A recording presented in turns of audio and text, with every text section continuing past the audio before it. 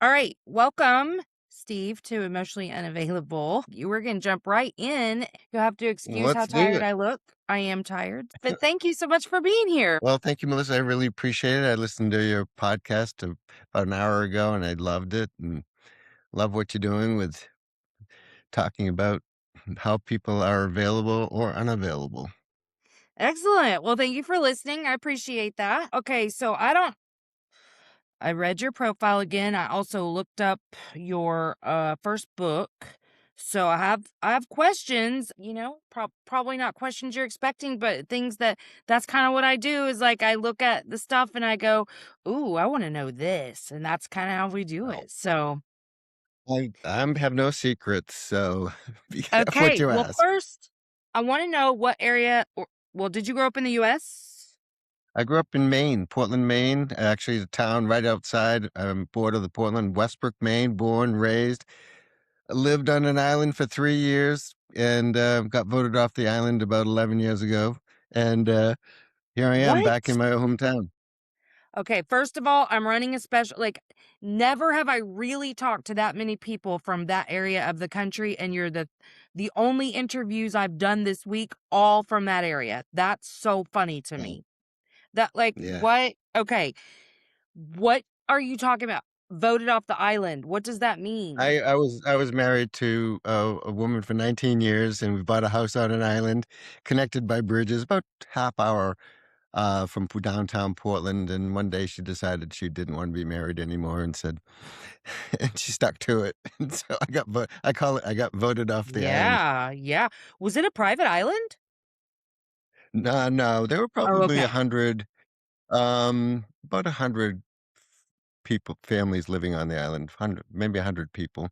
So it was, no, very well connected to, Okay. um, yeah, 'Cause I don't know anything really about that area. I don't know anything other than my little direct area anyway. I've just never been, very, where geographical. do you live? I just Where do don't you understand. live? I live in Well, Oklahoma. oh, well, I've got my very best client lives in Oklahoma. Really? Yeah. Well, Yeah. it's an interesting place to live for sure, and it's a little melting pot of Midwest, South. It's weird. Okay, so that was my first question. My second question was, what where are you in the birth order in your family? I'm the middle child. Oh, me too. Okay. And that was the first thing when I went to therapy. The therapist did family dynamics, and I was 36, and he goes, "Where are you in the," I said, "I'm in the middle." He goes, "How's that feel?" I said, "Oh, never again do I put myself in the middle of anyone or anything ever. Never. No." No, but for real, I didn't realize and maybe some of the stuff I felt really doesn't have anything to do with the middle child stuff. But did you feel like after you learned typical middle child dynamics that it fit you? Oh, 100%. And as soon as I Yeah. had that aha moment, I stopped. I said, "Never again will I be in the middle," and I haven't since. Don't do Yeah. it. No, So you were don't have you to be. you as the middle child, were you the peacemaker of your family? Uh, I wanted to make everything, yeah, I think so. Pleaser, Yeah. peacemaker. I wanted everyone to be happy. Yeah. Yeah. Are you a Libra? Now I don't care. Now I don't care. If you wanna be happy, be happy. If you don't wanna be happy, don't be happy. It's a It's fine. choice, It's friend. all good. Take the choice. Yeah, no, I understand Mhm. that too. So, how many siblings do you have then? Just one above, one below? I have an older brother by 2 years and a younger sister by 4.5 years. Mm, okay. Wow. And what was your childhood like? Was it real typical or Well, I was born with 2 fingers and 1 hand, okay. so that started out That had its pretty own much challenges. atypical. That, yes, some. So that wasn't typical. It was a good childhood overall. I've done the work. I accept everything that ever happened. So it Sure. wasn't, I don't know if it was probably typical, I would say. Yeah. Were you Typical. raised by boomers Was it or the silent What's generation? that? Were you raised by boomers or the silent Yeah, generation? absolutely. Boomers who had their own issues, who were doing the best they can with the awareness they had, you know, who Mhm, did mhm. their best and they provided for us. Emotionally, not so much, but, Right. you know, provided a roof over our head. My father started the flower business from my grandfather, which was a greenhouse, and then he Oh, started wow. to do cut flowers. So at 8 years old, I'd be working at the flower shop after school, weekends, and so I did get a good exposure to that, and that's something I always wanted to do from the That's time I was so 8 years cool. old until we retired at 58 doing that. Now I do the coaching. I got my financial advisor's licenses. I retired for a year, and I one thing I know about myself, I'll never be retired, ever. Yeah. That You I just love working. you're on the move a little bit.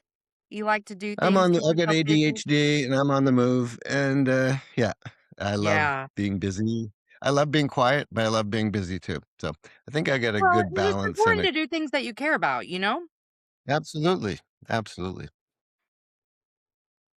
It was a business, and But we you had were the fun with biggest it? in I had fun with it, and I was had challenged by it as well. Oh, I So, bet. Oh, yeah, yeah, yeah, yeah. But I a could lot of see a work. flower business doing really well in that part of the country. Yeah, Maine's a big, exporter of snowbirds in the wintertime to Florida and Wow. south. So, anyone in Maine who can afford to get out generally goes to Florida in the wintertime. So, Yeah. Mother's Day and they'd come home after Mother's Day, so we'd have Valentine's Day, we'd have, they'd leave people usually stay here in Maine until right after Christmas to be with family, then they go down January through the end of May, pretty much. Dang. Mhm. Um, I've heard that, I guess. Okay, so I'm wondering, you call your childhood typical, but I do think typical in like a New England area looks different than some places, so there's that. And you've written a book. I think you co-authored this with one of your children, is that correct? My The one and only, okay, so you have my one one child. little Okay, so it was the one father, child I son, was and the aha moment, is that correct? yep, yep, Okay. tools for helping you and your child develop a path to happiness. I was 45 years old when he was born. Oh, okay. But you've gone from doing the work, well, you've gone from childhood, adulthood Mhm. to 45 having a child, co-authoring a book with this child. What was the work? What was the struggle? I mean, you don't have to talk shit about your parents and your upbringing to say that you had a struggle. Like what was the work? What was the stuff that Well, happened? the work was I went to therapy at 36, 13 years into working with my father, uh, and he had a stroke 13 years prior. That's how I took over the flower shop at Oh, 22. wow. So, what I realized was I never knew I had feelings, and I heard you say, if if you want something to cry about, I'll give you something to cry about. Oh, That's we were all exactly what told my that. Yeah, yeah. yeah, and then you shouldn't feel that way. Mhm. Finally, I just got to the point where, okay, I just don't have feelings because they're not Right. gonna be Yeah. I didn't even know the word validated or anything. I just knew that it just didn't matter. You're too So, why sensitive, share and so you just learned to shut it off. That's what I was Yeah, told. but my sensitivity is huge. I'm extremely intuitive, extremely Are intuitive. you? I channel dead people. Okay, that's how intuitive I am. Nice. Okay, that was Yeah, gonna be one of my questions is your spirituality because there's an air of spirituality through all of the things on your profile, but I was gonna get there, but okay, right on. I like that. let's do Um, it. Let's go there. Let's go there. but I'm wondering, do you was it hard to get to that part of your spirituality, the intuition and stuff until you did that work? Because there's, trauma and stuff that happens in our childhood separates us from that self and our intuition. Yeah, And coming back home to that, I think was the biggest part for me personally that like yeah, really I've always had that like ability yeah. to be Mhm. intuitive, but it wasn't until I really, like, was coming home that I was like, "Oh, Yeah, you have to you I when I went to therapy, first thing he said was, "Well, which where in the family are you? Why are you here?" I go, "I have everything in the world that I want. I'm not happy. That is mhm, effed up." And then I said, mhm, how long is it gonna take and what can I expect?" He said, "Typically, very few people I knew went to therapy 33 years ago." And, right, so he says, "Typically, I say 3 months, you're halfway there," basically knowing I'm messed up. yeah, Secondly, he says, "You'll get mental health," which meant nothing to me, okay? But what was happening was I was reading Elizabeth Kubler-Ross, Death and Dying. I was reading mm, Stephen Covey's book, Seven Habits of Highly Effective People. I was reading A Course in Miracles. I was just preparing myself for something I had no idea that was gonna happen. And mm, within that month and a half, I had an out of body experience. I had, got into a state of consciousness. I was so high I couldn't come down. I forgave everybody that ever did anything, person, place, or mhm. situation that happened to me. I got so high I couldn't come down. What I didn't realize was my family got really what's rather than saying, "Oh my god, he's healed," "Oh my god, he's crazy." He's psychotic." He just said, "No, yeah, he's psychotic, he's finally gone crazy." Well, when I finally Mhm. went sane, I my family thought I Yes. was crazy.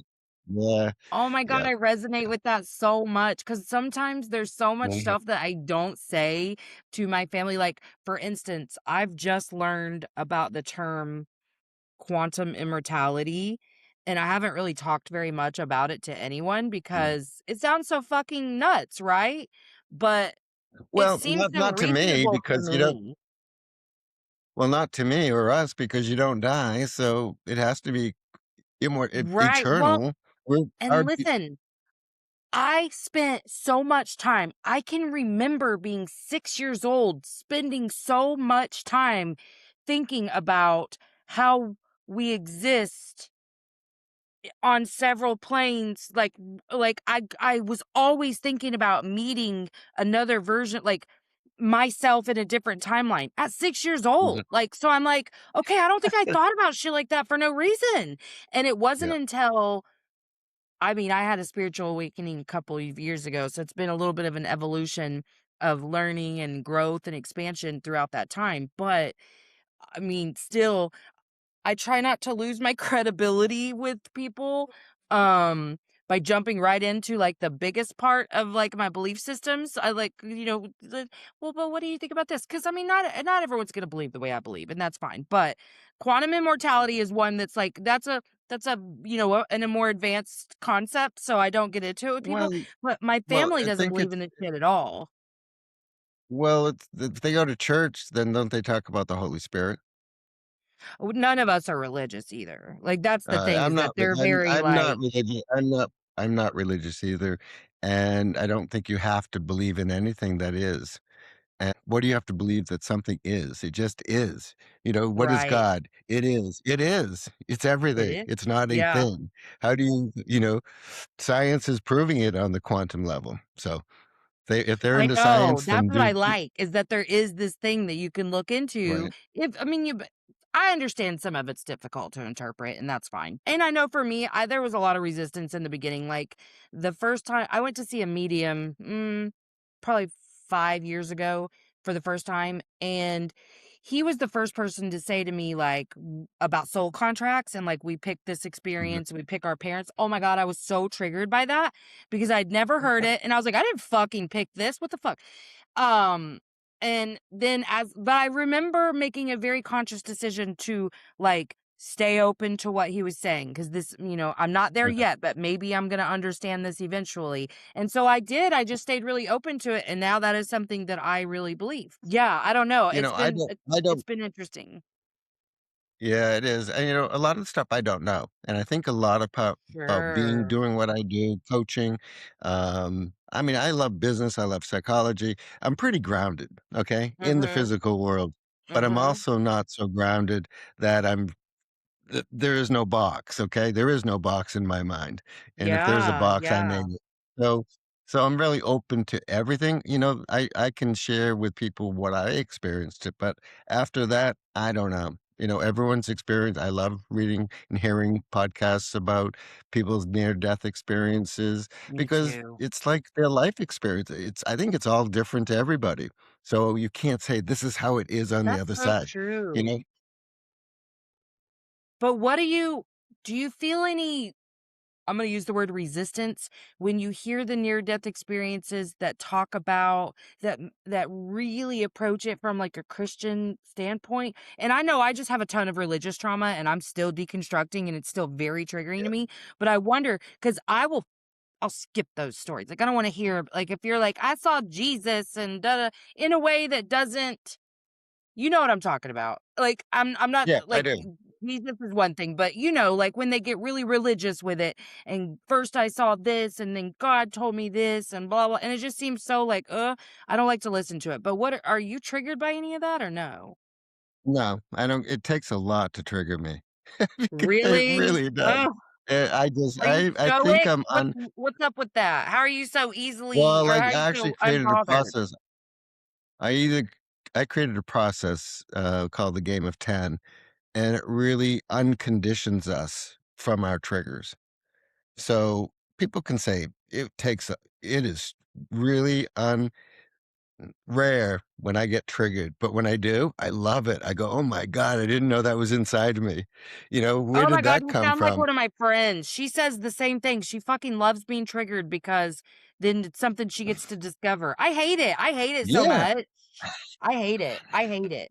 I really do. Well, Just because it's my fun. triggers are so personal and it's like and also I feel like well, it's probably just an area I've really placed a lot of judgment on myself about Yeah, and I've kind of yeah. just come home to the fact that it's like, okay, human first in this experience. So I'm allowed to have human feelings about things and I can not be around people who piss me off and that's okay too. Like really just getting to a place where like I had to start taking myself a lot less seriously because I was putting too much pressure on myself about being enlightened and what that looks like and the labels and the weight that labels carry sometimes and not putting myself in a box and just going whatever happens, it happens, and I'm gonna roll with it, and I'm allowed to do all of it, any and all of it, you know? But okay, Yeah, so your program, yeah. tell me the Well, name of it again. it's when Something of 10. I the can't game remember. the What'd you game of say? 10 the Okay, game of yes, yes, 10. yes. So, it's really about undoing the conditioning that we have been taught and typically lied to about who we Mhm, are, mhm. what we believe, what we're taught. I'd say 80% of it's a lie, 20% is based on truth. So Sure, that's sure. that's what I'm figuring it out as, and I also believe that 80% of the people are good in this world, but they're Yeah, all tens. They're all doing the best they can. You show me a bad person, I'll show you someone who's abused at some age, and they just I've gotten to that hurt place people. too. Yeah, I Yep, really and and I used to say that and really feel like I meant it. I meant it to my capacity to understand what I meant, you know? But yep. now I really like I've never in my life thought of people as mostly good for lots of good reasons. But now I just am like, no, I mean, I believe at our core the greatest. So just We're because love. we've We're love. covered At it our all core, we're up. all yeah. Yeah, yeah, and At our but the core part at that our core, matters we're is all there. right. At our core, we're all love, and how we express that love is what we experience in life. So the game Mhm, of 10 is based on 6 phrases, and when you declare yourself, "I am 10," you're an aspect of divine love, source, God, whatever you wanna call it. mhm. And so there's 6 phrases, we can do it together. Repeat after me, okay? I am 10. I am 10. Say it with I conviction. am I 10. am 10. I'm doing the best that I can with the awareness that I have. I'm doing the best that I can with the awareness that I have.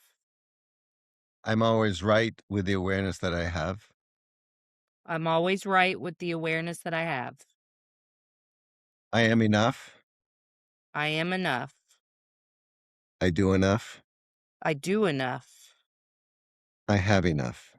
I have enough. Those 6 phrases will put you into alignment with self, capital S, Mhm. because it shuts down our ego that is there to protect us and Mhm. also be there when we're misaligned.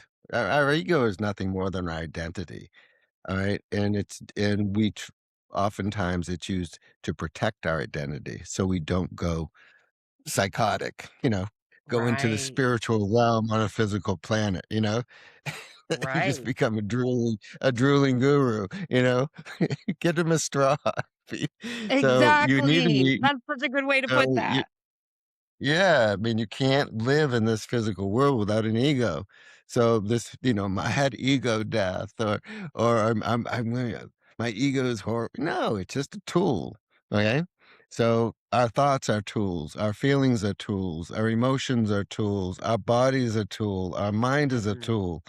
Our being uses these tools, and when our ego or identity is aligned with our authentic selves, our pure love, without fear, without self doubt, without guilt, and without shame, we're good to go.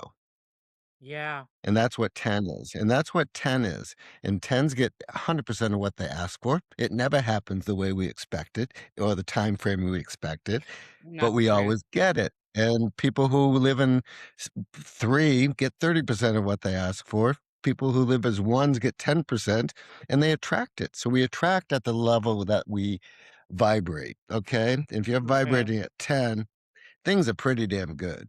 Okay. Yeah. Even when they Yeah. suck by most people's standards, they're great, okay? Yeah. This happened, this happened, this happened. I had such a bad day. Okay, how was your day? Wonderful. It ain't boring either. A lot of people get addicted to the drama, Oh, and that's they're so addicted. true.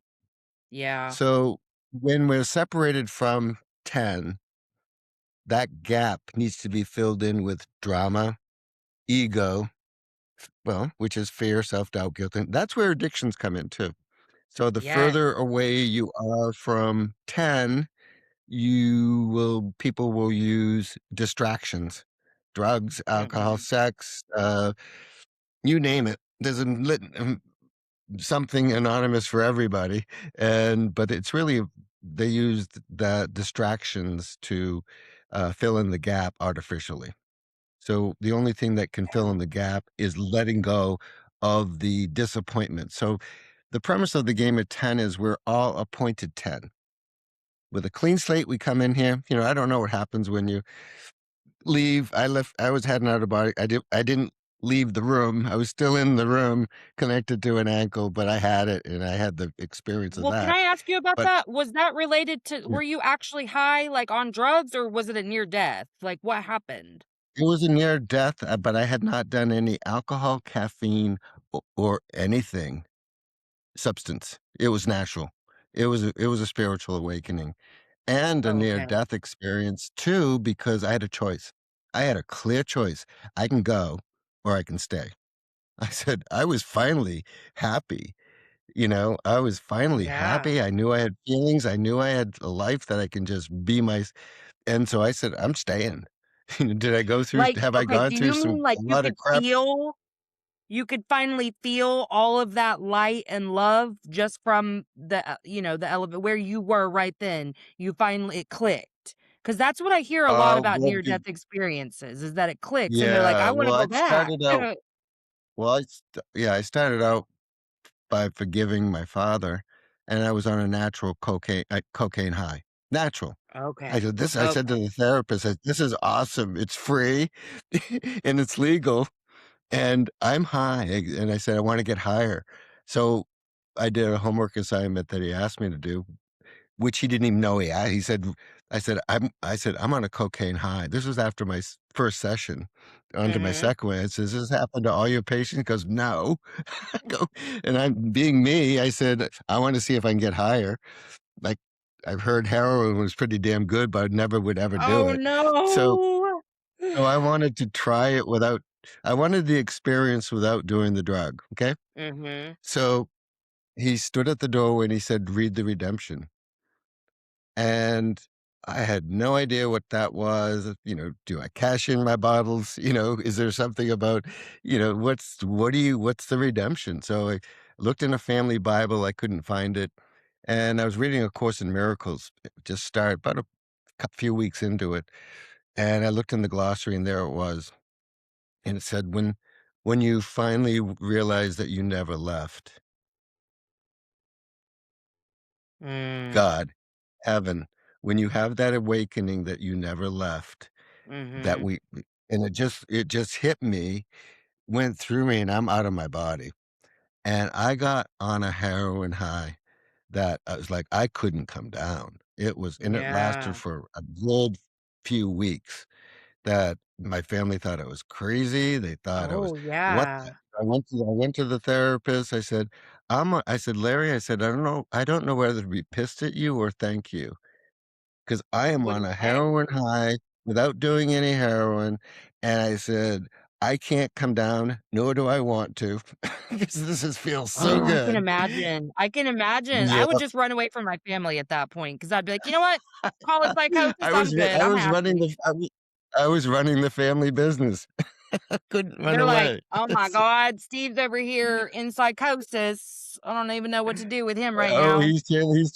I was in the meantime, before he went back to the therapist on this high, I was people coming in the flower shop with their dead relatives, and I'm like and I just knew it, validated it, knew their names, "So and so's with you." Is She's a that when you started customer. channeling? Was during that time?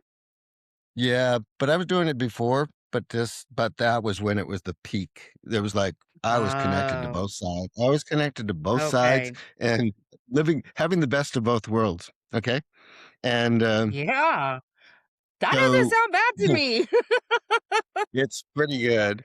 And so Larry goes, I said, "Larry, I don't know whether to be pissed at you or thank you." He go, "What?" He goes, "What happened?" I said, "I read The Redemption and had an out of body experience." And he said to me, he goes, "I never told you to read The Redemption." And I said, "You know what, Larry? With everything that's gone on for the past month," I said, "I know that you believe that, but I didn't know what the redemption was. And I do know that your mouth was used to tell me to read the redemption. You channeled it without knowing it. And it doesn't mean I'm special in any way, but it was my willingness to grow that to that level was supported. Mm. I've never experienced, I don't know, maybe that's a guardian angel. I don't know. I don't know that what it is, if we have I'm or guides, spirit guides. I don't know this stuff, but I'm open to it. But that would be, if in my opinion, that would be something a spirit guide would do if they were guiding me. Make Ooh, sense? I could see that. So I like that you're not so certain about things, not so concrete, because I have not really, if I'm being very honest, I don't know that I've really met a person who's very spiritual that isn't very certain that they know that their way and their belief is the way. You know what I mean? And listen, I have an ego too. So I'm not saying I don't ever have that issue with myself and have to keep myself in check constantly to stay open to whatever the possibilities are. And to also know I don't have to have all the answers, you know? But I that is love that ego. you're like, oh, I mean, makes sense. Doesn't have to. Well, I don't know. I think, how does someone know the infinite? You know, how does God, you're somebody so know the right. infinite? How? And when I think part of being aware, awareness is not knowing, knowing you don't know, and be You're willing so to right. see things differently and to see all possibilities. Both sides, also Yeah. not both sides, all sides, you know, Yeah. back, frontwards, up, down, people, what we hear most of in today's world is the truth, two pieces of the truth to create a narrative, but it isn't the whole truth in it, nothing but the truth. It's a piece of the truth, and you're creating this whole Yeah. story around it, and that's not the way things are.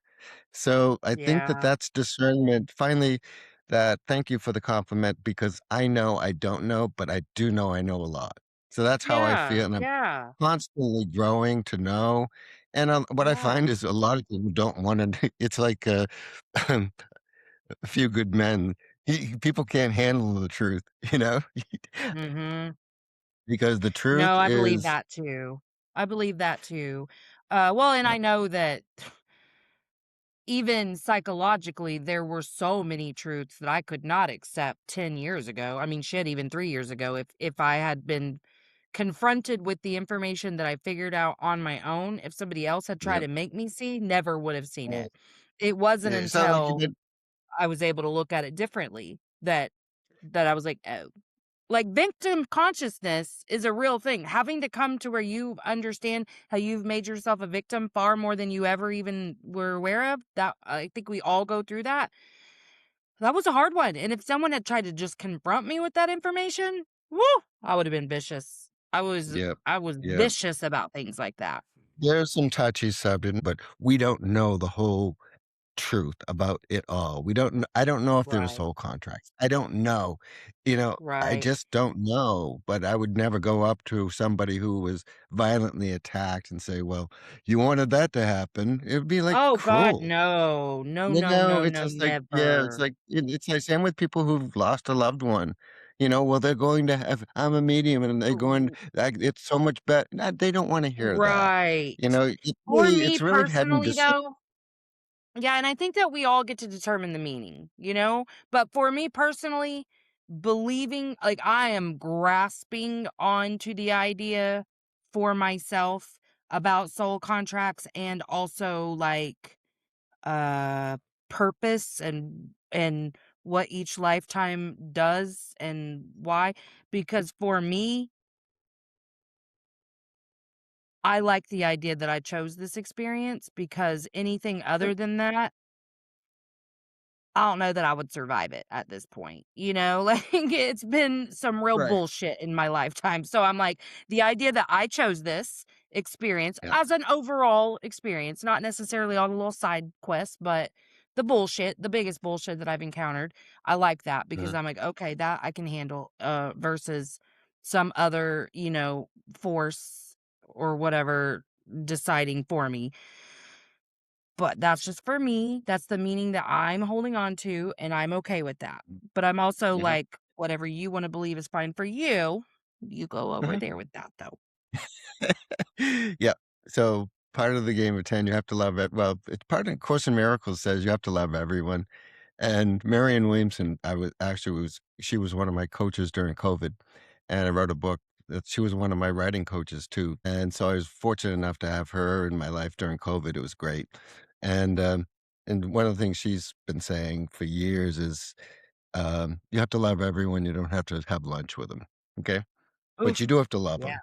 From a yeah. distance, from a I love there's so many people I love from a distance, and I have very great friends who I love closely, and, so sometimes and I think a lot of people I got one client once I was at a, business gathering, and I heard her say, "Oh my god, I take on everyone's energy in the room."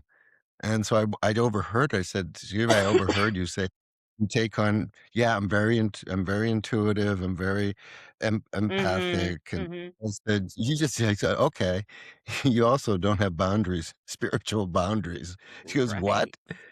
And she goes, "I didn't know you could have them." I said, "Give me a call." And, so she became a client, and I taught her that it's as above, so below. You have boundaries with your psyche, your Mhm. physical boundaries, you have psychic mental boundaries, body, mind, spirit, okay? All 3 have loving boundaries, and if people Yeah. don't love those boundaries, then you make them more clear with your language that what you expect. These are my boundaries. You violated them. You're a no and you're a go right now. Okay. Can we ever be friends? I don't know. Check if maybe if you've gone to therapy or something, show me that you're doing the work and I will have coffee with you, okay, in a year. You're a no and you I can never go. I love that. you're a no and you can go right now. I never say forever because I really wanna give people the benefit of the doubt that they're doing the best they can with the awareness they have, and I do believe in, Yes, obviously, yes. redemption, and, so, I do love people, and I do have many people in my life that are not in my life for a reason. They're a no, and they're a go, and Yeah. they think I'm crazy. They actually think I'm crazy, so, yeah, and I say, "Like a fox." Like a You're like, fox. "And that's great. I'll wear that Yeah. identity. Thank you." I Well, w I okay, want you so go ahead. no, I said, "And, oh, please tell all your friends that I'm crazy too." Yeah, let them stay away from me also, because that's fine. Yeah, Yeah, I if kinda they're have good that friends with you, too. then tell all your friends, yeah.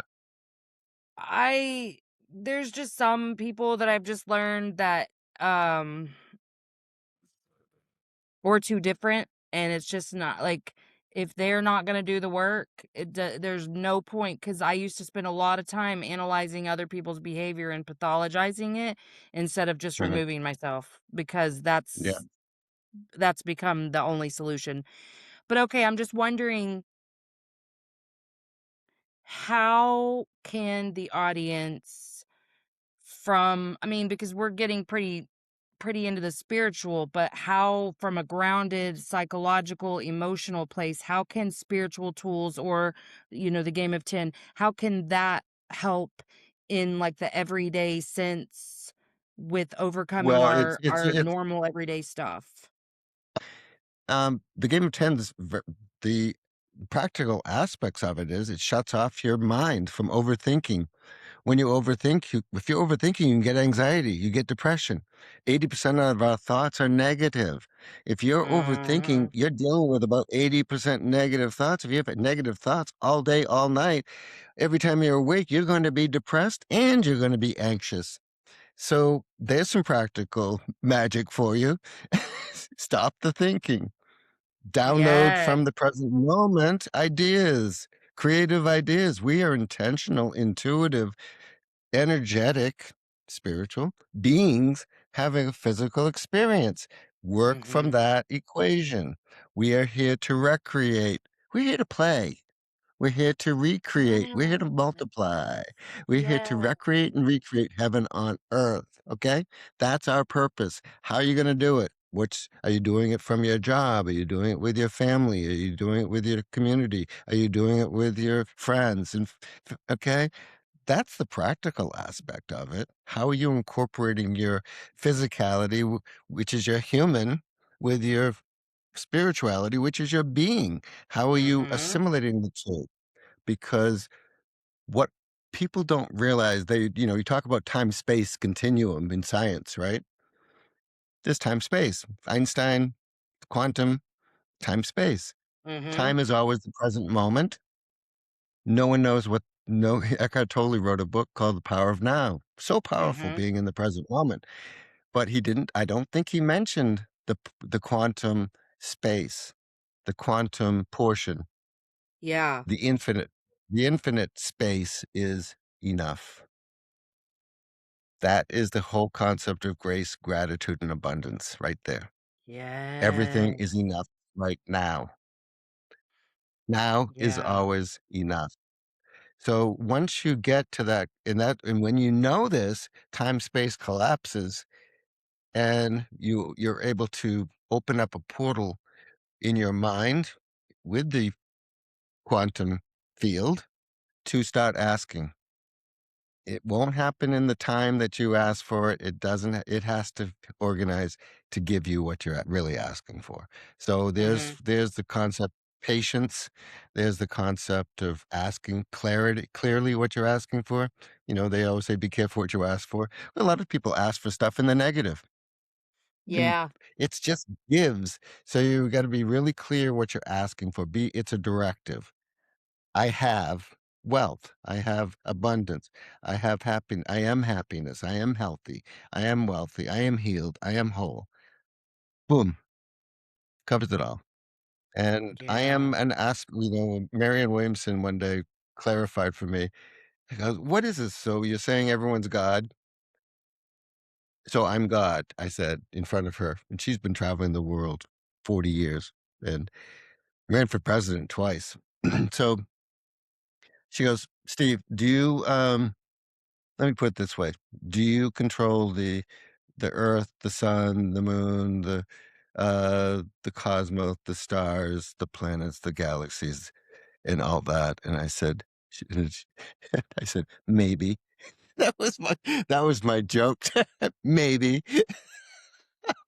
And she thought that had 0 funniness to it. She didn't laugh. Really? No. So, but she has a good sense. I think she has a good sense of humor. But, anyway, I thought that was a riot. Great response. Thank you.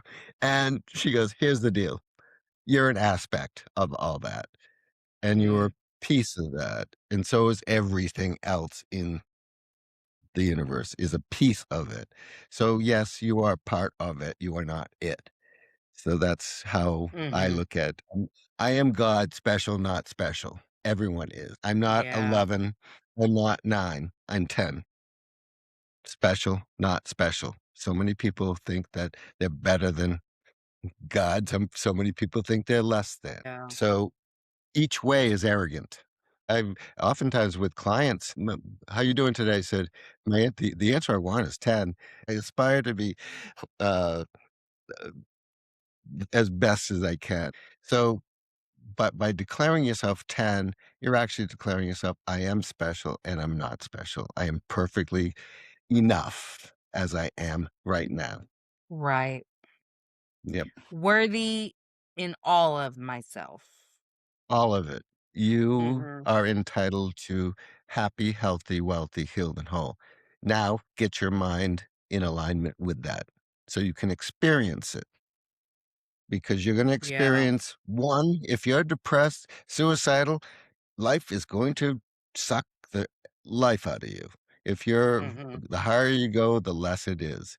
So nines, a lot of nines I work with who are high level executives and they've really done well by positive thinking. You can get to 9 by positive thinking. You can't get to 10 by thinking at all. You've Mm. got to connect to source which doesn't think, it knows. Would you rather think or would you rather know? It is all knowing. It is works with ideas. We're an idea in the mind of God. God's an idea in the mind of God. It works with conceptual ideas. Then we as humans take those ideas and turn them into thoughts, which is the first time where they become physically manifestable. We take a thought Mm. and use the thought as a tool to create in this physical realm. Yeah. That's I like common that. sense to me now. Not very commonly practiced, but that to me is common sense, grounded common sense. I wanna download stuff. Game of 10 was downloaded. I download stuff. Yeah. That's still a little tricky for me. Maybe it's not tricky. I think it doesn't happen that often. That would there's some things that feel so clear and then other things maybe they really were clear, but it didn't turn out the way I thought it was supposed to or something. So I maybe just doubted it Nothing in the does turn after. out the way we think it nothing turns out the way we think it does. Nothing Yeah. does. I'm No, learning that. ever. And so once you understand that, why think about that stuff? And why not just accept and set your intentions, which are ideas, dreams. Dreams are ideas. So Yeah. set your dreams high, take action towards those to create wealth, to create abundance, to create friendships, connections, um, market. In business, you have to use the tools of the trade to grow a business, labor, um, billing systems. You set up the systems that you Yeah. create to create the life that you ask for.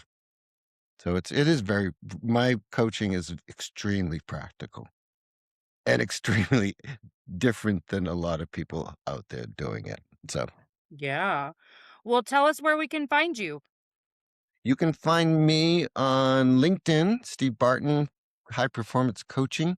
Check out my recommendation. I had a recommendation the other day. It made brought I was whelmed and I had tears in my eyes because that was why I do what I do. When I help them change their lives to what the life that they dreamed of. That is like, I don't do it, I help them do it, and I know that. You can find me on my website. You download the book that my son and I wrote during COVID, The Father, the Son, The Aha Moment, Tools for Helping You and Your Child Develop a Path to Happiness. For those out there who don't have children, read it to your inner child. It needs healing, okay? So that's what that book is about. It has the game of 10 in it, and you just scroll down to the bottom, fill out the email and name, and download the e-copy of the book, and you can find it on Amazon as well. So that's how you can find me. And in the website, if you're interested in coaching, schedule a call with me to find out if it's a good fit. So, Okay, and I will make sure to include all of those links in the show notes as well. And I just appreciate you being here today. Thank you for coming on. well, it was fun, and you're fun, and you have fun. You're here to recreate, aren't you? Absolutely. I had a really good time. I'm going to press Uh, stop if you'll hang out for 1 sec. Thanks for coming to Emotionally Unavailable. If you haven't already, like, subscribe, and share. Emotionally unavailable.